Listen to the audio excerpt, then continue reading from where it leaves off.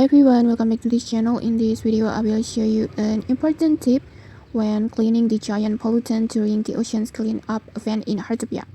So while playing the event, you will eventually reach a phase where you need to clean a giant pollutant like this. And cleaning it's actually very easy. Just use your ocean purifier and keep absorbing the pollutions as usual like this. However, there's one thing you need to watch out for.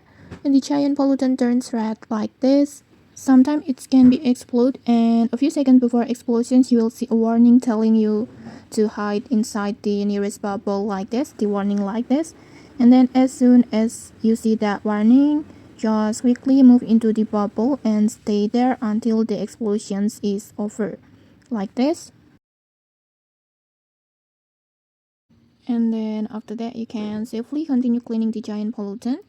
And this is important because if you are caught in the explosions, your character will be knocked back and become contaminated by pollutant, and these contaminations will drain your energy much faster. So always pay attention to the warning and hide inside the bubble before the giant pollutant explodes. And okay, that's it. If you found this helpful, don't forget to like, comment, and subscribe for more tutorials. Thanks for watching and see you.